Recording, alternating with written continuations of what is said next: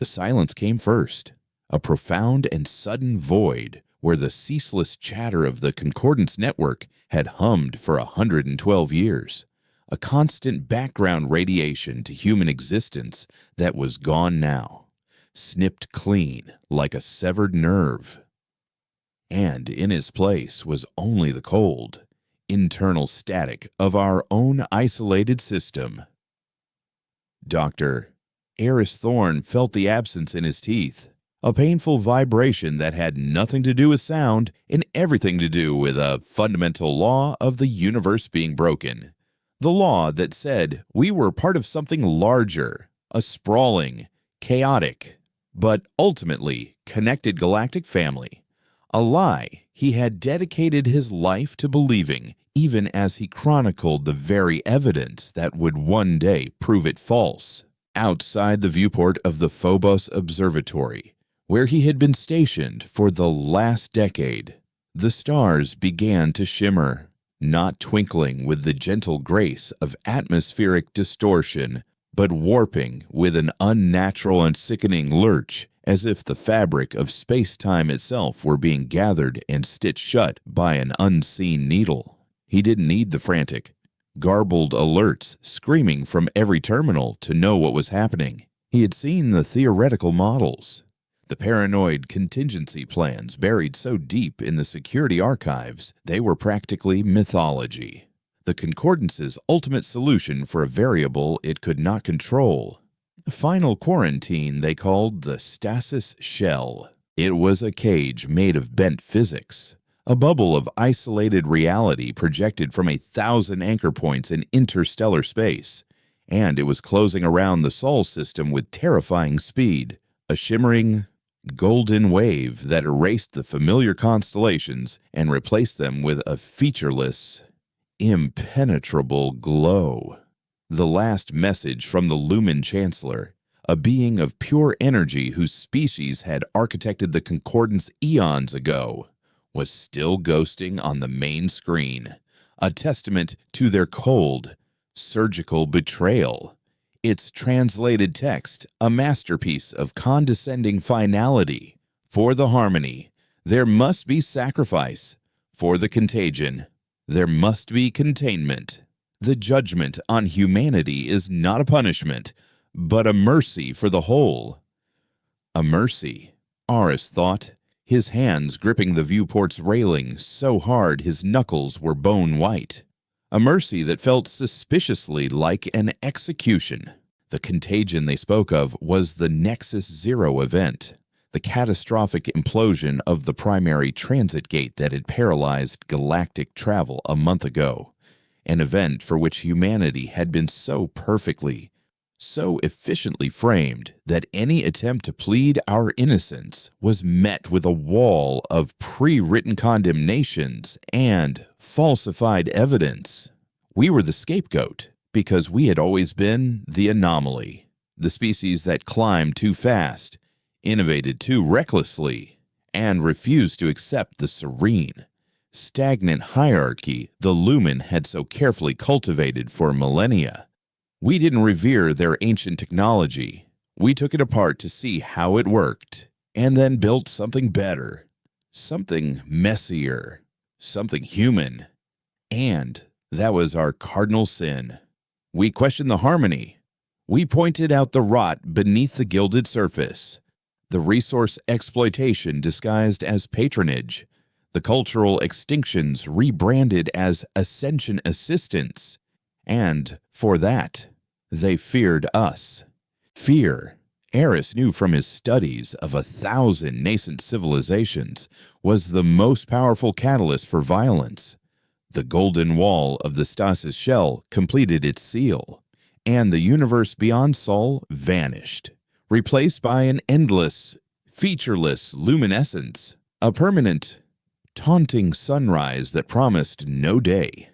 The Phobos station shuddered as the final wave of spatial distortion passed over it, and then an even deeper silence fell, the silence of a tomb.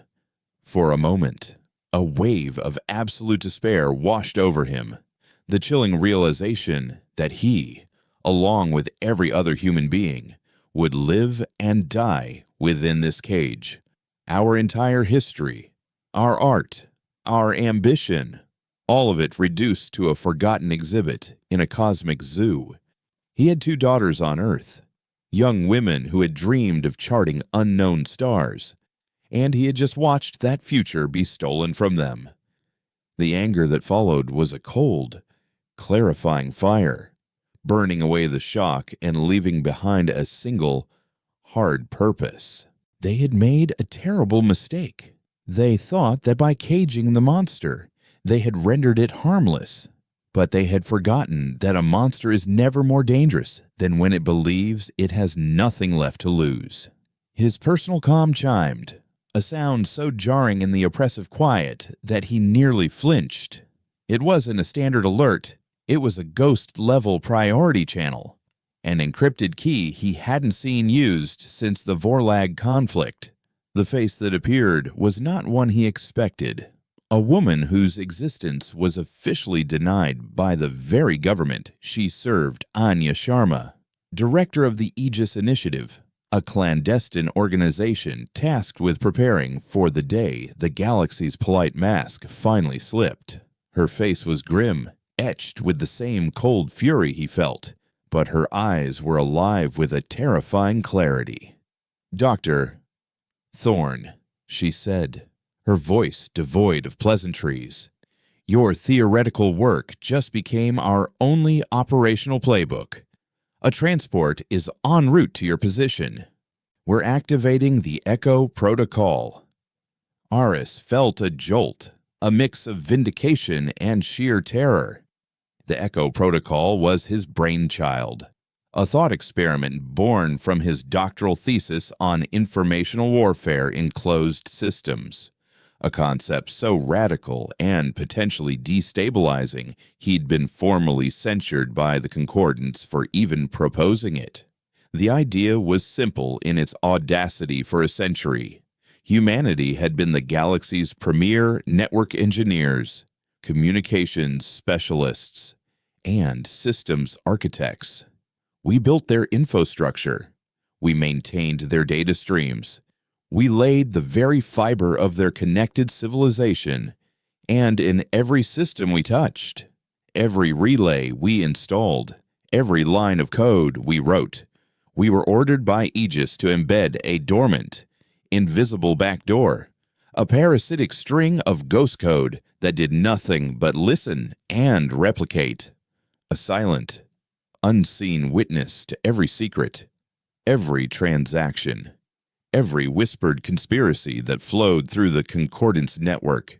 It wasn't a weapon, it was an insurance policy, a vast, distributed library of truth that could never be erased. Now, Sharma wanted to turn that library into an arsenal. The transport docked with a jolt, and within minutes, Eris was strapped into a high-G acceleration couch, the Phobos station shrinking behind him as they burned hard for a location he didn't recognize, a set of coordinates deep within the Antarctic exclusion zone. Sharma's face remained on the small screen before him. "The Concordance believes they've cut us off," she explained, her voice a low, steady hum against the engine's roar. "They're right, in a way. No ship can get out. No signal can pierce the shell. But they built their cage around the wrong system. They think we're the ones trapped in here with them. The Echo Protocol will show them they are the ones trapped out there with us." The landing was rough, a controlled crash onto a subterranean platform that descended into the heart of the polar ice cap. The facility, which Sharma called Hades Base, was a testament to humanity's deep-seated paranoia. A sprawling complex powered by geothermal vents and shielded by a kilometer of solid ice. The air was cold, recycled, and thrumming with the energy of 1,000 servers spinning up from a long slumber. He was led to the core chamber, a spherical room where the walls were holographic displays, currently showing nothing but static and the mocking, golden glare of the stasis shell. In the center of the room was a single terminal, an interface unlike any he had ever seen. "This is the chorus," Sharma said, gesturing to the terminal. "It's the conductor's podium for the orchestra you designed." Eris approached it, his heart pounding. The data he was seeing was impossible, a live, real-time feed of the entire Concordance network, flowing into their isolated system as if the stasis shell didn't exist. How he breathed. "The shell blocks all conventional transmission," Sharma stated. Quantum entanglement, subspace. But it's a physical barrier in space-time. The Echo protocol doesn't transmit through space. It lives in the code. The last data packet sent before the shutdown contained a recursive algorithm, a final whisper that told the entire Ghost network to reroute its observational data through a series of cascading microsingularities we've had hidden inside their own core network relays for 50 years. It's not a signal piercing the barrier, it's information being folded into a higher dimension and emerging on the other side. They built a wall, but they forgot we built the house. The scale of it was breathtaking, a feat of clandestine engineering so far beyond Concordance-approved science it bordered on magic. But he knew it wasn't enough. Listening was one thing, speaking back was another. "We can see them, but we can't act," Aris said, turning to Sharma. The protocol was designed for passive observation, to weaponize it, to make it an active agent. The feedback could be catastrophic. It could destroy their network, and ours with it. Sharma's expression didn't soften. The Nexus Zero incident killed 80 million people. Aris, they laid the bodies at our feet. They've sentenced our species to a slow death in this bottle. Catastrophic is the new baseline. We need you to give the Ghost a voice. She pointed to a specific data stream on the main screen, a replay of the Lumen Chancellor's final, damning message. The activation key for the protocol's active state is linguistic, just like in your thesis. A specific phrase, spoken with the correct intent, that the network's latent AI will interpret as a command to evolve from passive to active. The key is hidden in that message, a subharmonic resonance buried beneath the Chancellor's words. A final, arrogant little piece of irony. Only a human linguist, someone who understands the nuance of their fraudulent diplomacy, could ever find it and turn it against them. Eris stared at the message, at the flowing, elegant script of the Lumen, a language designed to convey harmony while masking threat. For hours he worked, insulated in the cold hum of Hades' base, the fate of humanity resting on his ability to unravel a single sentence. He broke down the inflections, the energy signatures, the subtle pauses between the grand, sweeping lies. And then he saw it, a sequence of phonetic markers that, when isolated and reordered, formed a phrase in an ancient, proto-human dialect, a language long thought dead, a language of defiance. It was a joke, a final insult from an ancient being that had studied humanity long enough to know our deepest secrets, placing the key to our prison in a language of our own forgotten past. He stood before the chorus terminal, Sharma and her team watching in silence. He knew that when he spoke these words, there would be no going back. Humanity would no longer be the victim. We would become the threat they always claimed we were. He thought of his daughters, looking up at a golden sky they could never touch, and the choice became no choice at all. He leaned toward the terminal's audio sensor, his voice steady and clear, and spoke the ancient words of activation, a promise and a threat that would soon ripple through every system the Concordance held dear. The holographic walls of the chamber flickered, the static coalescing, and then, across 1,000,000,000,000 miles of caged space, the Ghost Network awoke. No longer a listener, but a player in the game, seizing control of every unsecured node, every backdoored server, every compromised system from the galactic core to the outer rim. Its very first act was to hijack the Concordance's emergency broadcast system, overriding every official channel on every planet, moon, and station. For a single, terrifying second, all their screens went black, and then a single line of text appeared, translated into thousands of languages, a message sent from inside the cage that wasn't supposed to be able to speak. It was a message that would ignite a fire of paranoia and fear that the Lumen Chancellor's harmony could never hope to contain. The message was simple. It read, "We hear you." The galaxy did not scream. It twitched. 1,000,000,000 interconnected systems spasming at once as the message burned itself onto every official screen. In Hades' base, the holographic sphere erupted with a cacophony of incoming data, a tsunami of pure, unfiltered panic. Eris watched as the Echo Protocol, his ghost in their machine, translated the chaos into comprehensible streams. On Xylos, the insectoid delegates of the Cathar Collective chittered in frantic, discordant rhythms, their diplomatic channels flooding with demands for an explanation. The silicon-based Praetorians of the Ocular Conclave, normally so stoic, began recalling their fleets from border patrols, their internal communiques showing a sudden, illogical spike in paranoia about their neighbors. The Concordance, a body that prided itself on millennia of unshakable stability, was showing the first fractures of fear, not because of a threat they could see, but because of one they couldn't. They had built a wall to keep the whispers out, only to discover the whispers were coming from inside the house. Director Sharma stood beside Ares, her arms crossed, a grim smile playing on her lips as she watched the feeds. "Look at them," she murmured, her voice a low vibration in the icy air of the chamber. "They're not afraid of an attack. They're afraid their secrets are no longer safe."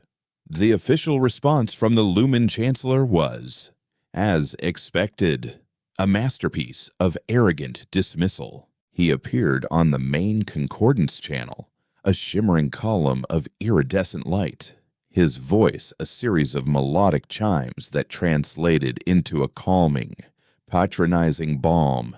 He called the message a final, desperate echo, a neuro-linguistic anomaly caused by the Sol system's final collapse into barbarism. A ghost, he assured them, a technological phantom from a dead race. But the ghost was now Eris's to command, and it was growing stronger with every panicked data packet the Concordance sent. The network was learning, evolving, feeding on their fear. "He's trying to control the narrative," Eris said, turning away from the Chancellor's infuriatingly serene form. "We can't just be a voice, Anya. We need to be a verifiable fact. We need to release the truth."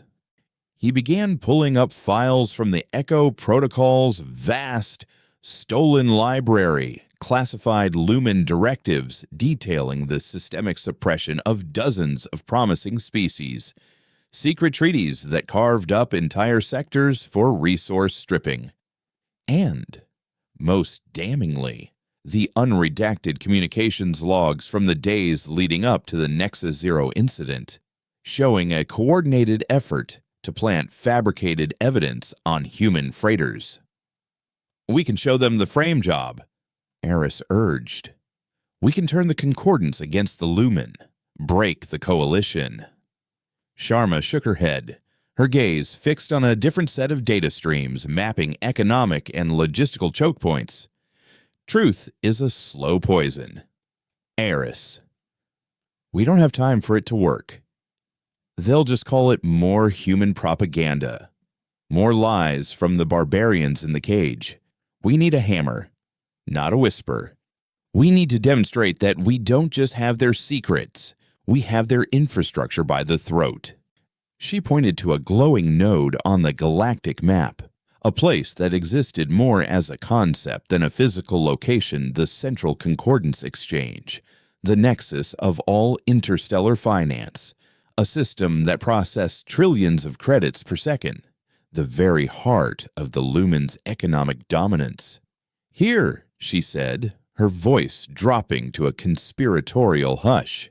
We don't steal. We don't destroy. We perform an audit. A human audit. The plan was brutally, elegantly simple. For centuries, the Lumen had used the exchange to bleed their so-called client species dry through predatory loans, inflated tariffs, and manipulative market controls. Humanity's ghost network would rewrite a century of transactions in the span of 5 minutes. It would erase the fabricated debts, repay the stolen resources with interest siphoned directly from Lumen private accounts, and trigger a market crash so precise it would only target the corporate and political entities that had voted for Earth's banishment. It was an act of economic warfare on a scale that had never been conceived, a rebalancing of the scales with the invisible hand of a vengeful god. Eris felt a tremor of ethical vertigo. This will cause chaos, he argued. Pensions will be wiped out. Supply chains will collapse. We could inadvertently start wars. They are already at war with us, Sharma countered, her eyes like chips of obsidian. They just don't know it yet. This isn't about punishment, Eris. It's about leverage. It's about showing them that the harmony they cherish is a fragile illusion we can shatter anytime we choose. We need them off balance, looking over their shoulders, too busy putting out their own fires to even think about organizing a fleet to crack this shell. Before he could argue further, a private comm request came through to his personal terminal. It was a single, compressed data burst, routed through half a dozen Aegis proxies, a ghost of a signal from Earth itself. The face of his eldest daughter, Ilara, flickered into existence. The image grainy and delayed. She was thinner, her face smudged with grease, and she was wearing the gray fatigues of the newly formed Earth Defense Corps. She stood in what looked like a repurposed subway tunnel, the low ceiling crisscrossed with power conduits. The golden glow of the stasis shell was even visible in the reflection on a metal panel behind her, a constant, oppressive ceiling to their world. "Dad," she said, her voice strained but unbroken. "We got the message. All of us. We saw it on every screen before the global network locked down." A defiant smile touched her lips. "You should have seen the riots in Geneva. They tore down the old Concordance embassy with their bare hands. We're scared, but we're alive. There's this strange energy here now. Everyone is working, retrofitting old fission plants, turning museums into hydroponic farms. It feels like we have a purpose again." She held up a small, intricate piece of machinery, a focusing lens of some kind. "I'm on the atmospheric reclamation team.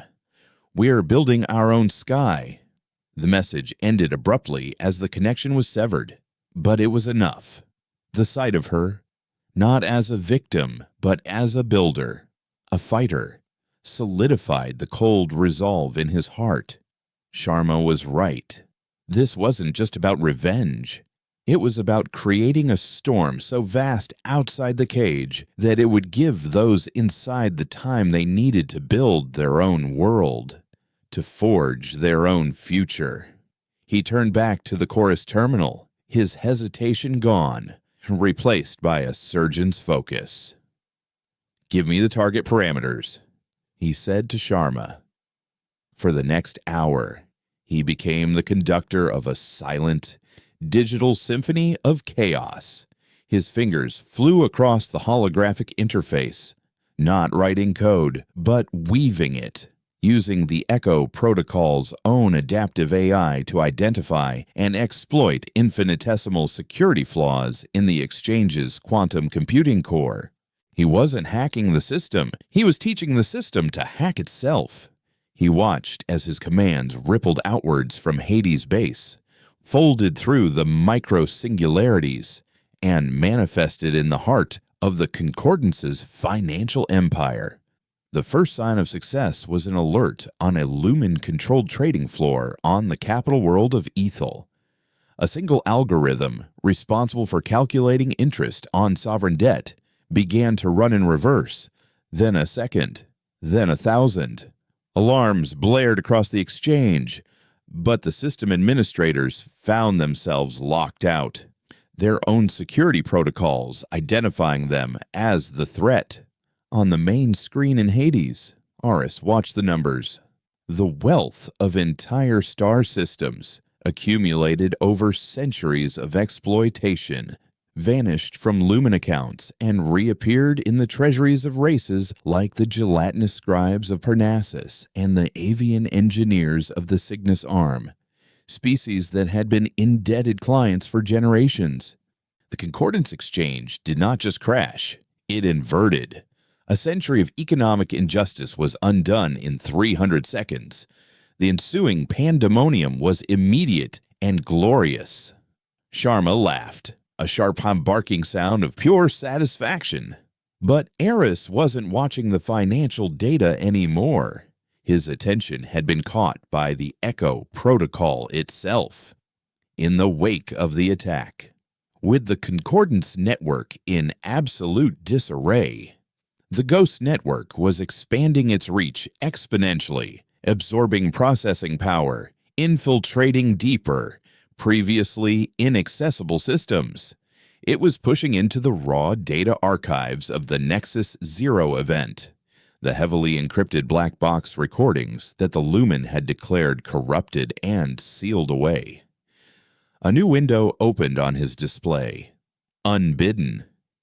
It was a fragmented data log, a piece of information that shouldn't exist. It was from a deep space listening post near the Nexus Gate, a station that had been officially listed as decommissioned a full year before the incident.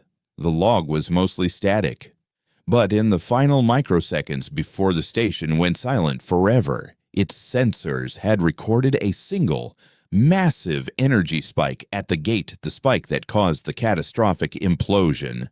Eris isolated the energy signature, running it against every known profile in the Concordance database, human and alien alike. There was no match. The signature was utterly alien, a fractal pattern of exotic energies that bore no resemblance to any known FTL drive or weapon system. It was older, stranger, and infinitely more powerful. Sharma came to stand beside him, her triumphant expression fading as she saw the data on his screen. "What is that?" she asked, her voice tight. "That," Eris said, his blood running cold as the implications washed over him, "is the truth. That is what really destroyed the Nexus Gate." They stared at the impossible energy signature, a ghost in the machine of an entirely different kind. The realization dawned on them both with sickening certainty. Humanity hadn't just been framed to take the fall for a terrible accident. They had been deliberately and meticulously removed from the board, caged and isolated by a Lumen chancellor who knew this unknown entity was out there. The stasis shell wasn't a prison. It was a panic room, and the Concordants hadn't locked humanity in to punish them. They had locked them in because they were terrified of what was coming, and they didn't want humanity, the one species reckless and unpredictable enough to actually fight it, to get in their way. Their war for revenge was over before it had even begun, replaced by the horrifying understanding that they were merely a footnote in a much older, much larger conflict. And the real monster had yet to show its face. The revelation in Hades' base landed not with a bang, but with the silent, suffocating weight of a vacuum. The stasis shell wasn't a cage, it was a bomb shelter, and humanity had been locked outside. Eris stared at the fractal energy signature on the main screen. The ghost of a predator so vast, the lumen's only response was to sacrifice a piece of the herd and pray the beast would be satisfied. Revenge, the fire that had fueled them for weeks, felt like a child's fantasy now, a petty squabble in the shadow of an approaching extinction. Sharma was the first to speak, her voice stripped of its earlier triumphant rage, leaving only the cold, hard calculus of survival. "They didn't just frame us," she said, her eyes tracing the ancient, repeating pattern of the energy spikes the Echo Protocol was now dredging up from the lumen's deepest archives. "They curated our extinction. They chose us because we were the only ones who might have been loud enough to sound the alarm, the only ones crazy enough to try and fight." The data painted a horrifying picture across millennia, a recurring cycle of galactic cleansing. A promising young species would reach a certain technological threshold, typically centered around advanced FTL travel and large-scale energy production, and then they would vanish. The Invar Collective, the crystalline architects of Cygnus X1, the void singers of the Magellanic Cloud, all gone. Their star systems left eerily silent. Their downfall officially recorded in Concordance history as catastrophic internal collapse or self-inflicted technological singularity. Lies. All of it. They weren't suicides. They were meals. The Lumen didn't lead the Concordance. They managed it, trimming the herd to keep the predator from ever growing hungry enough to come for the shepherds. "So, we changed the mission," Aris said, the words feeling hollow even as he spoke them. "We can't fight this thing.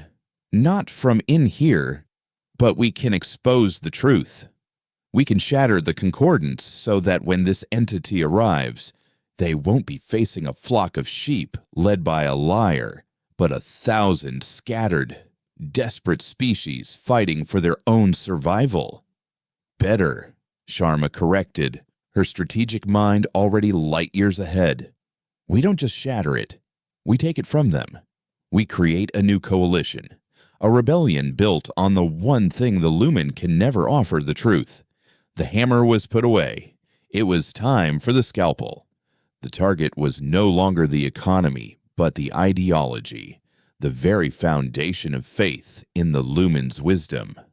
Aris began to sift through the personalities and psych profiles of the Concordance's key figures, all neatly compiled in the Echo Protocol's stolen intelligence. He found his first patient in the Cathar Collective, a brilliant, aging xenophysicist named Dr.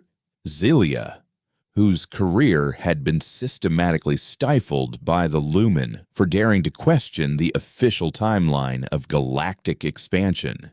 She was a dissident at heart, a scientist who valued evidence above doctrine. She was perfect. The plan was delicate, a piece of informational surgery. Eris located the flight plan for Zelia's upcoming deep space survey mission, a mundane stellar cartography project. With a few keystrokes, he introduced a series of ghost signals and falsified sensor readings into their mission data, subtle enough to be missed by any cursory check. These readings would, upon analysis, point to a gravitational anomaly in the Viridian Expanse, a sector that had been declared a navigational hazard and placed under strict quarantine by the Lumen for over 10,000 years. It was a forbidden zone, the very place where the Void Singers had vanished. Then came the breadcrumbs. Eris scoured Zelia's personal research logs, identifying her key areas of interest. He then began seeding the Cathar scientific archives systems he now had complete, invisible access to with fragmented data, an ancient text from a pre-concordance probe that hinted at symmetrical energy patterns, a fossilized piece of Envar technology whose power signature contained a microscopic echo of the Predator's energy fractal, all disguised as uncatalogued artifacts. He wasn't giving Zelia a map, he was giving her a puzzle, confident that a mind like hers couldn't resist solving it. As Eris played his games with the galaxy, a new reality was taking shape on Earth. The constant golden sky of the stasis shell had become a part of life, a divine ceiling that had ironically forced humanity to look inward and downward. In the repurposed caverns beneath Olympus Mons, Ilara Thorne now supervised the assembly of the Forge, a geothermal-powered industrial heartland. They were tearing apart the elegant, inefficient concordance technology left behind and reforging it with human practicality. The anti-grav plating from luxury yachts was being hammered into shielding for subterranean habitats. The complex bioprinters from alien medbays were being reprogrammed to cultivate high-yield, radiation-resistant fungi. Humanity was shedding its soft, galactic skin and growing a harder terrestrial shell. One evening, while trying to bypass the lockdown on an old Aegis data core, Ilara stumbled upon a file flagged with her father's biometrics. It wasn't the Echo Protocol. It was older. A theoretical treatise he'd written years ago titled Asymmetric Informational Warfare. It argued that in any conflict against a technologically or numerically superior foe, the only viable path to victory was not through force, but through the targeted collapse of the enemy's core belief systems, a truth. He had written, delivered at the right time to the right mind, could be more powerful than a supernova. Reading it, seeing the cold, precise logic laid out, she finally understood. Her father wasn't just sending messages. He was rewriting the enemy's soul. In Hades Base, Aris and Sharma watched the first piece fall into place. On the holographic map, the Cathar research vessel, the Seeker, deviated from its planned route. Xylia had taken the bait. Her communications with Cathar Command were a beautiful dance of scientific justification and outright lies as she argued that the anomaly she had discovered was too significant to ignore. Her superiors, under pressure from the Lumen representative, ordered her to stand down. She refused, citing a clause in their scientific charter that prioritized novel discovery above all else. It was an act of quiet, glorious rebellion. Predictably, the Lumen responded with a fist. A Praetorian Vindicator-class cruiser, a sleek, menacing blade of a ship, broke from its patrol and set an intercept course. The Praetorians were the Concordance's enforcers, a species bound by a rigid code of honor and an unyielding devotion to the Lumen's authority. They would not hesitate to disable or destroy the Cathar ship. "They're on," Sharma whispered, the tension in the room so thick it was almost audible. This was the critical moment. As the Praetorian cruiser closed in, its weapon ports glowing with intent, Aris initiated the final phase.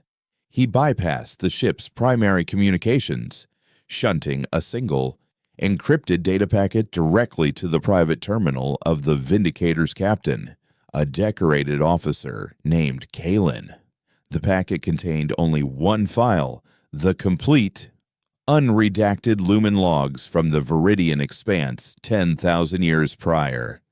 It showed the Void Singer's desperate, garbled final transmissions. It showed the arrival of the energy signature, and, most damnably, it showed the Lumen fleet arriving weeks after the event, not as a rescue force, but as a salvage crew, systematically erasing all evidence of the attack and documenting the tragic internal collapse of the Void Singer civilization. For Kalen, a being whose entire culture was built on the concept of a warrior's truth, the file was not just information, it was a poison. On the main screen, Aris and Sharma watched the Vindicator's tactical display. The weapon's lock on the Cathar Seeker remained active for 30 agonizing seconds. The Praetorian ship coasted in silence, a predator hesitating over its prey. Then, one by one, the glowing weapon ports went dark. The attack run was aborted. A moment later, a new icon appeared on the screen, a secure, encrypted channel being opened between the Praetorian warship and the Cathar science vessel, a direct violation of Concordance military protocol. Sharma let out a breath she didn't realize she'd been holding. Eris leaned back in his chair, the adrenaline leaving him feeling shaky and cold. They hadn't fired a shot. They hadn't made a threat. They had simply held up a mirror. And for the first time, one of the Concordance's most loyal servants was seeing the monster it truly served. The first crack in the great lie had appeared, and through it, Eris Thorne could see the faint, distant glimmer of a new and terrifying hope. The alliance between the Cathar scientist and the Praetorian warrior was not forged in treaties or broadcast on open channels. It was born in the silent, encrypted space between their two ships, a shared secret in the vast, haunted graveyard of the Viridian Expanse. From Hades' base, Aris watched their clandestine communications, a delicate and blossoming flower of treason. Zelia provided the scientific framework, cross-referencing the Praetorian's logs with her own sensor readings of the lingering energy residue in the expanse.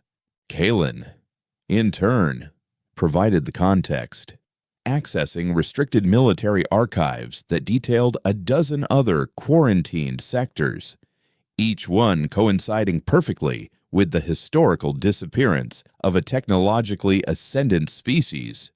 The puzzle Aris had given them was now a mosaic, a sprawling, horrifying mural of the Lumen's galactic husbandry. The Praetorian Vindicator did not return to its patrol, instead citing a critical engine malfunction that required extended diagnostic seclusion. Kalen's ship became a ghost, shadowing the Cathar Seeker as it limped from one forbidden system to the next. A science vessel and its silent, heavily armed guardian angel on a pilgrimage of truth. This small, two-ship rebellion was a start, but Sharma knew it was not enough. A Praetorian captain and a bug scientist are not going to topple an empire, she stated, her pragmatism a cold splash of water. We need a symbol. We need a voice that the galaxy will listen to, a figure so respected that the Lumen can't simply discredit them as a rogue element. The Echo Protocol, ever vigilant, provided the answer. It flagged a series of encrypted transmissions originating from Aethel, the Lumen capital itself. The sender was a being known as the Orator, a member of a species called the Signans, long-lived, avian-like creatures who served as the Concordance's historians and adjudicators. The orator was the speaker for the council, the being who officially announced the vote that had banished humanity. His public persona was one of unwavering loyalty to the Lumen. His private communications, however, told a different story. For the past month, since the first "We Hear You" message, the orator had been secretly accessing pre-concordance archives, comparing the Lumen's official histories with fragmented, apocryphal texts. He was a being consumed by doubt, a high priest beginning to suspect his gods were false. "He's our target," Eris said immediately, "but we can't approach him the same way. A direct data dump would be too crude. He's too insulated, too sophisticated. We need to give him something he can discover for himself, something undeniable." The plan was more art than science. Eris delved into the deep archives of the Signan homeworld, a place of immense tradition and reverence for the past. He located the schematics for the Great Orrery of Cygnus, a celestial clockwork mechanism that had charted the stars for 50,000 years. It was both a scientific instrument and a sacred artifact. For centuries, it had been maintained by Lumen-provided technology. With surgical precision, Eris used the Echo protocol to introduce a subtle flaw into the orrery's diagnostic software, a cascading error that would slowly, over the course of days, cause the ancient machine to misalign. The error was coded to be untraceable, appearing as a natural degradation of ancient components. He knew the orator, a scholar at heart, would be personally summoned to oversee its recalibration. Back on Earth, the forge beneath Olympus Mons was no longer just a factory. It was a crucible. The first generation of Terran-born technology was coming online. Alara Thorne now stood before a machine that was both terrifying and beautiful, the Resonance Engine. Cobbled together from the debris of concordance tech and fueled by a radical new understanding of quantum mechanics derived from her father's asymmetric warfare theories. The engine did not create energy, it borrowed it, tapping into the resonant frequencies of the stasis shell itself. It was a parasitic power source, drawing strength from the very walls of their prison. "The first test is ready," Alara announced to the assembled engineers, her voice echoing in the vast cavern. The machine hummed to life, a low thrum that vibrated through the floor. On the main power grid, meters began to climb. The lights of the forge burned brighter, not with the sterile white of alien tech, but with a fierce, golden-white glare that seemed to pulse with defiance. They were no longer just surviving in the dark. They were building a new sun. The first full-power test of the resonance engine sent a ripple across the inner surface of the stasis shell, a barely perceptible tremor in its quantum state. It was a whisper, a tap on the glass, but it was a whisper that traveled both ways.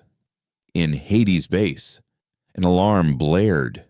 A proximity alert from a sensor network Eris hadn't even known was active. On the holographic sphere, a new icon appeared, right at the edge of the Sol system, pressed against the shimmering gold of the shell. It was the fractal energy signature, the Predator. It had heard them. A wave of ice-cold dread washed over Eris. They had been so focused on the game outside that they had forgotten the beast at the door. "It's listening," Sharma breathed, her face pale.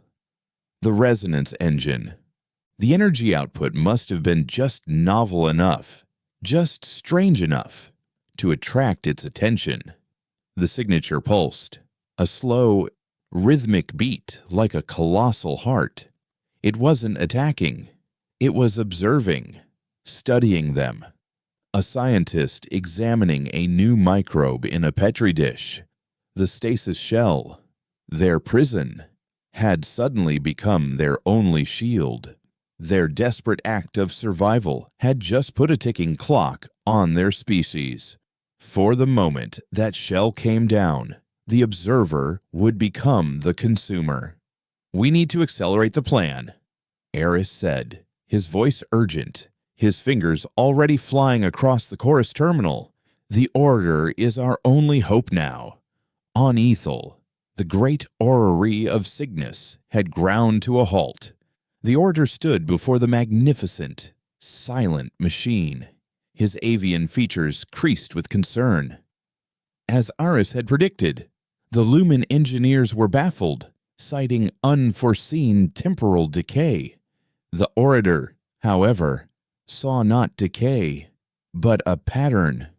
The misalignments weren't random. They pointed, like a series of celestial arrows, to a single, empty point in the night sky, the Viridian expanse. Alone in his private chambers, the Orator requested access to the restricted archives on the expanse. The request was, of course, denied by his Lumen oversight. This was the moment Aris had been waiting for. The Echo Protocol opened a single, fleeting back door in the Orator's own terminal. Through it, Aris didn't send a file or a message. He sent a key, a simple decryption algorithm that, when applied to the Lumen's public historical records, would reveal the layers of redacted data hidden beneath the digital scar tissue of their lies. The Orator, a being driven by the sanctity of the historical record, now had the tool to uncover its greatest desecration. The feed from the Orator's chambers showed him working for hours, his feathered hands moving with trembling purpose. He applied the key, and the history he had dedicated his life to preserving began to unravel before his eyes. The heroic tales of Lumen intervention became chronicles of methodical erasure. The glorious expansion of the Concordance became a managed cull. He saw the truth of the Invar, the architects, the Void Singers. He saw the logs of Captain Kalen's Vindicator and the scientific reports of Dr. Zilia. He saw the frame job of humanity. And then Aris gave him the final, crushing piece of the puzzle, the live sensor readings of the entity now pressing against the Sol system, the same energy signature that had presided over every one of the galaxy's silent genocides. The Orator reeled back from his console, a choked, whistling cry escaping his beak. The truth was not just that the Lumen were liars, it was that they were cowards, sacrificing civilization after civilization to a cosmic horror they were too terrified to even name. The next day, the Order convened an emergency session of the Concordance Council. He stood at the speaker's podium, not as an administrator, but as a witness. He did not make accusations. He did not present evidence. He simply began his speech by playing the unedited audio from humanity's final, unheard defense plea from before the vote, a plea that the Echo Protocol had preserved in its entirety. The voice of the human ambassador, clear and defiant, echoed through the silent chamber. The Lumen Chancellor, a being of pure light, began to pulse with a furious, crimson energy. But before he could intervene, before he could cut the transmission, the Order looked directly into the central holocam and spoke, his voice ringing with the clarity of a shattered faith. "For millennia," he declared, "we have been told to trust in the harmony. Today, I ask you to listen to the silence it has created." In that moment, across the galaxy, the rebellion ceased to be a secret. It became a schism. The Orator's words were the spark. The galaxy was the kindling. The firestorm that followed was immediate and absolute. The holographic sphere in Hades' base became a portrait of galactic schism. Systems loyal to the Lumen, blinded by millennia of dogma, declared the orator a heretic corrupted by the human contagion. Fleets mobilized, and the Praetorian loyalists, Kalen's former brethren, moved to enforce the old order. But for every loyalist system, two more broke away. The Cathar Collective, emboldened by Zelia's courage, formally seceded from the Concordance. The indebted species whose economies Eris had salvaged declared their allegiance to the new coalition of truth. Civil war, a concept so archaic to the Concordance it was almost mythological, was now a reality.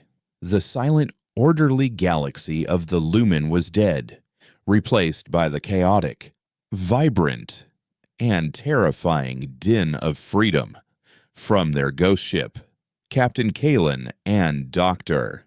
Zelia became the unlikely military and scientific leaders of the rebellion, their two-ship flotilla swelling as defectors and liberated client species flocked to their banner.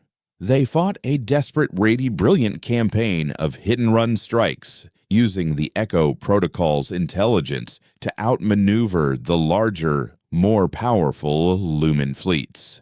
They were not fighting to conquer. They were fighting to survive long enough for the truth to fully arm itself. The Lumen Chancellor, watching its empire of lies crumble, made a final, desperate calculation. Its power had always been derived from one absolute truth, the fear of the Predator. If the galaxy would no longer fear the Lumen, it would be reminded to fear the silence. On the main screen in Hades, a new series of energy readings appeared, originating from the 1,000 anchor points that maintain the stasis shell. "They're not reinforcing it," Sharma said, her voice a low, horrified whisper. "They're preparing to collapse it. They're going to feed us to that thing to prove they were right." It was the ultimate act of spite, a final murderous, "I told you so." They would drop the shield. The Predator would consume the noisy Sol system, and the terrified survivors of the Galactic War would crawl back to the Lumen for protection, the harmony restored through an act of genocide. The news reached Alara in the heart of the Forge. The resonance engine, her defiant creation, was now a death sentence, its song a dinner bell for a cosmic horror. As her engineers began frantically drafting plans to shut it down, Alara stood before the humming core, her expression not of fear, but of intense, unnerving concentration. The engine was a beacon. Yes, but a beacon was just a controlled broadcast. She looked at the readings of the fractal entity pressed against their cage, at its steady, observant pulse. It wasn't a mindless beast. A beast does not wait. A beast does not study. It was intelligent, ancient, and, perhaps, predictable. A new, terrifying theory began to form in her mind, an idea born of pure human audacity. She sent the proposal to Hades' base. When Eris saw it, he felt the world tilt on its axis. Sharma read it over his shoulder and immediately rejected it. "Absolutely not," she snapped. "It's a suicide pact based on a theoretical physicist's guess. Our only move is to use the Echo Protocol to fight the collapse sequence. We go to war in the code. We buy time for Kalen's fleet." "And what happens when we lose?" Eris countered, his eyes locked on his daughter's proposal. "We delay the inevitable. We die fighting a symptom while the disease waits at the door. Ilara's plan. It's insane. It's arrogant. It's the most human thing I've ever seen."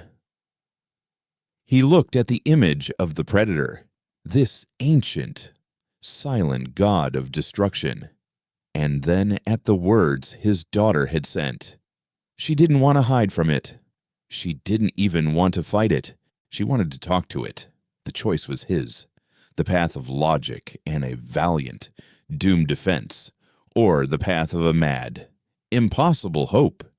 He thought of his daughter, not a victim in a cage, but a builder of new suns. And he knew there was no real choice. "Get me Alara," he said to the comms officer, his voice ringing with a conviction that silenced all argument. "And give her full control of the Echo Protocol's broadcast buffer. We're all in."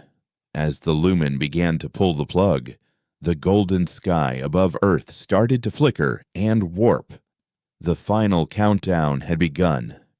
In the forge, Alara stood at the heart of the resonance engine, her team having jury-rigged it to the global broadcast network, turning the entire planet into a single, massive transmitter. Through the comm, her father's voice was a steady presence. "It's all you. Kiddo, make us loud." The stasis shell dissolved, not in an explosion, but in a silent, terrifying evaporation. The familiar stars of the Milky Way flooded back into view, no longer distant memories, but immediate, terrifying neighbors. And with them came the Predator. It was not a ship or a creature in any recognizable sense, but a rupture in reality itself, a geometrically perfect void that drank the light of the stars around it, its fractal energy signature now a visible, pulsing aura of absolute power. It began to drift towards Earth, its intent as clear and cold as the vacuum of space. The Lumen Chancellor, watching from its command center on Ethel, allowed itself a moment of grim satisfaction. The human experiment was over. But then, humanity spoke. From Earth, a signal of immense power and complexity erupted, not a plea for mercy or a cry of defiance, but a stream of pure, unadulterated information, guided by Alara, the resonance engine, amplified by the Echo Protocol, broadcast the very essence of their being. They sent it the prime numbers. They sent it the crystalline structure of water, the double helix of their own DNA.